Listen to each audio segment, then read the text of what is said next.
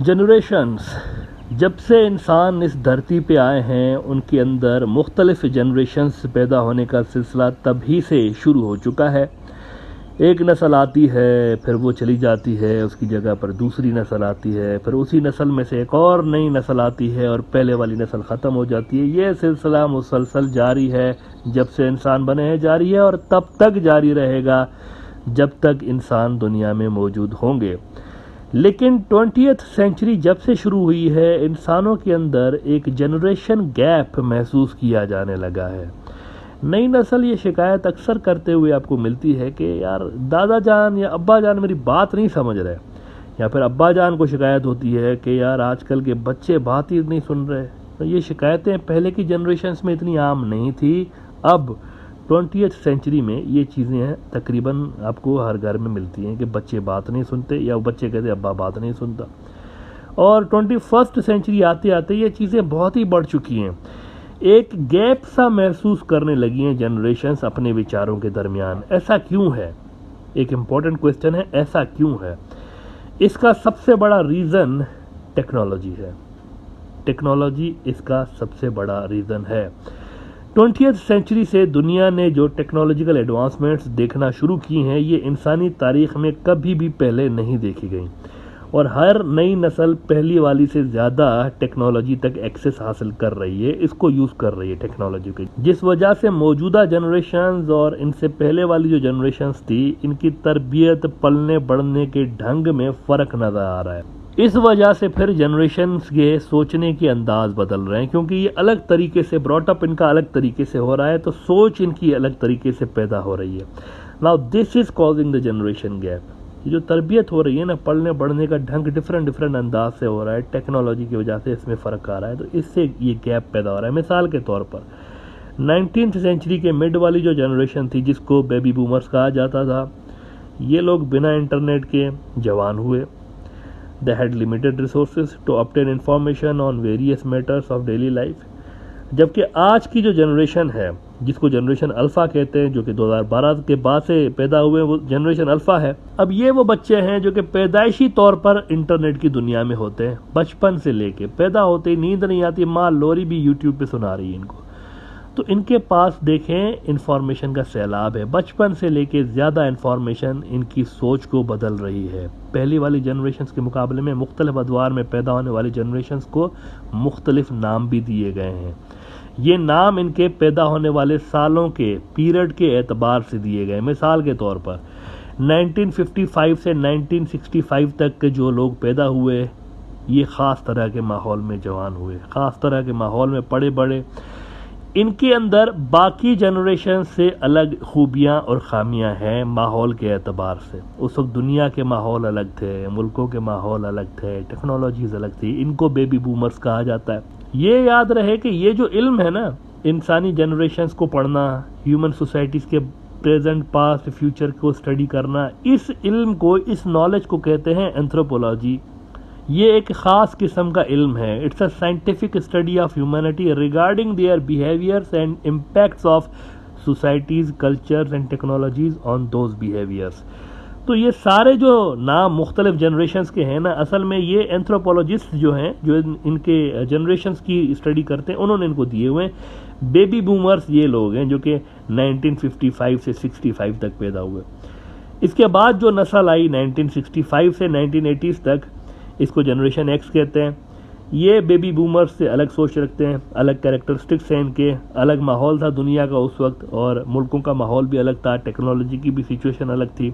फिर 1980 से 1995 तक पैदा होने वाले बच्चे मिलीनियल्स कहलाते हैं या जनरेशन वाई कहलाते हैं।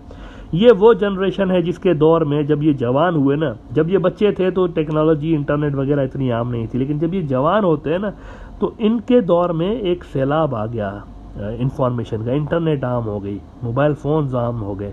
इन्होंने इसको एडॉप्ट किया, इन्होंने इसको एडॉप्ट, पहले नहीं था इनकी, जब ये बड़े हो रहे थे तब नहीं था, लेकिन जब ये अपनी उम्र के एक हिस्से में पहुंचते हैं, जवानी के में, तो तब तक ये चीज़ें आ गई थी। इन्होंने इसको एडॉप्ट किया, और पहले वालों से, बेबी बूमर्स, जनरेशन एक्स से ज़्यादा ये दुनिया से जुड़ गए जनरेशन वाई वाले, और इनके पास ज़्यादा मालूमात, ज़्यादा इन्फॉर्मेशन इनके पास आ गई, जिससे इनकी सोचने का ढंग तब्दील हुआ है। इनकी नफ्सियात, इनका जो थिंकिंग पैटर्न है वो तब्दील हुआ है और सोसाइटी में एक विजिबल चेंज आना शुरू हो गया, लोगों के ख़यालात डिफरेंट हुए।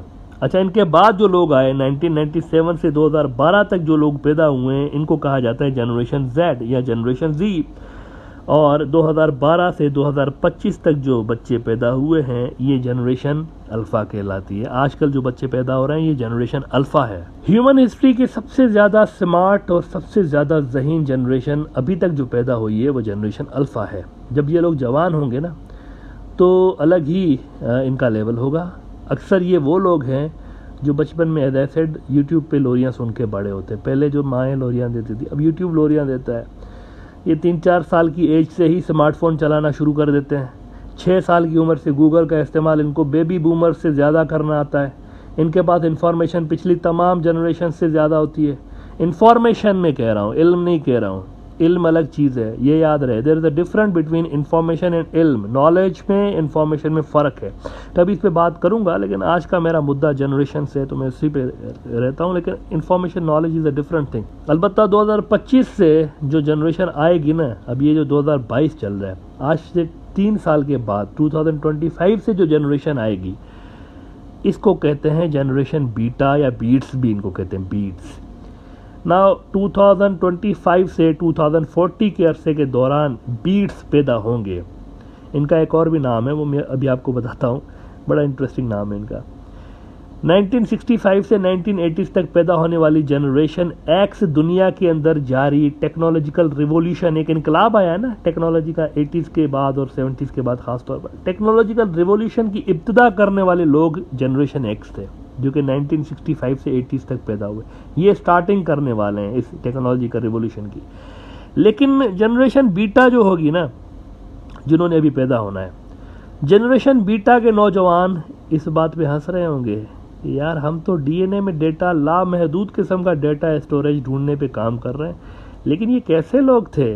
जनरेशन एक्स वाले फ्लॉपी ड्राइव्स यूज़ करते थे, सीडी में डिस्क में जो है वो डेटा स्टोर करते थे। कितना डेटा स्टोर होता होगा, वो उस पर हंस रहे होंगे। इनके ख्यालात फिर भी ज़्यादा कौन सी जनरेशन से मैच करते होंगे? जनरेशन अल्फ़ा से। हो गए, ये फिर भी ठीक लोग हैं, ज़्यादा ममासल, क्योंकि करीब करीब है ना आपस में। 2012 से जो पैदा हो रहे हैं 2025 तक, ये अल्फ़ा वाले हैं। अच्छा, जनरेशन अल्फ़ा को डिजिटल नेटिव्स भी कहते हैं। पैदाइशी तौर से ही इनका वास्ता डिजिटल वर्ल्ड से पड़ा हुआ है।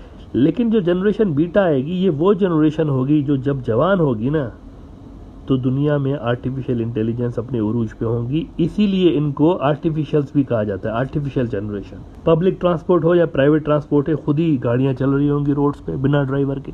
ये जब जवान होंगे ना, इस तरह की दुनिया होगी। एटीएम मशीनें ख़त्म हो चुकी होंगी क्योंकि कैशलेस ट्रांजैक्शंस पर दुनिया चल रही होगी। इनके आँखों का रेटिना इनके सिक्योरिटी का पिन कोड होगा।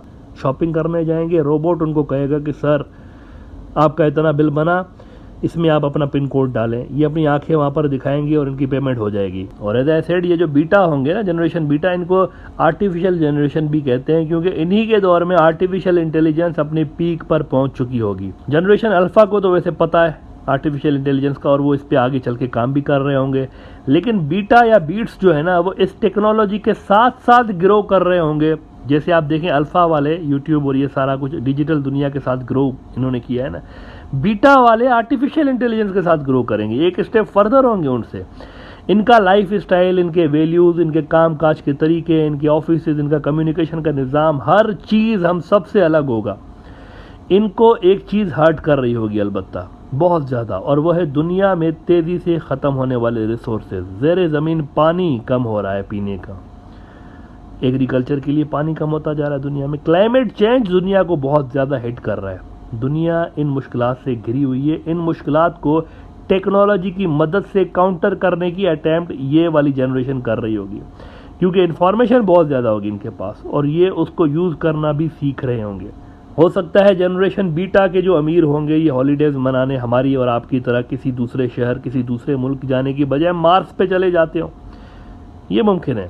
जब ये जवान होंगे ना, मार्स किधर जा रहे यार, हॉलीडेज बनाने जा रहे हैं, मार्स पे चले गए। मार्स पे ना हमारा पता फला है, हम फला जगह पे रहते हैं मार्स में। हो सकता है ये वही जनरेशन हो, और यही वो जनरेशन होगी जब ये जवान होंगे या थोड़े से मिडिल एज में होंगे, तो चांद पे रेयर अर्थ मिनरल्स की खोज के लिए और टूरिज्म इंडस्ट्री वहाँ पर प्रॉपर एक बन चुकी होगी। आलमी सतह पर बड़ा एक सुपर पावर के दरमियान प्लेटफॉर्म बना होगा और उन्होंने एरियाज वहाँ पर डिसाइड की हुई होंगी और वहाँ पर सारा मैकेनिज्म बना होगा। ये सारा कुछ इन्हीं के दौर में रियलिटी बन सकता है और फिर ये भी किसी और नई जनरेशन के साथ आगे चल के रिप्लेस हो जाएंगे, जनरेशन बीटा वाले। और ये सिलसिला चलता रहेगा जब तक इन तमाम जनरेशन्स का क्रिएटर, सबसे बड़ा जो सुपर पावर है ऊपर बैठी हुई, उसका हुक्म आ जाए और थिएटर का पर्दा गिर जाए यूनिवर्स के खात्मे के साथ ही, तब तक ये जनरेशन्स का खेल चलता रहेगा।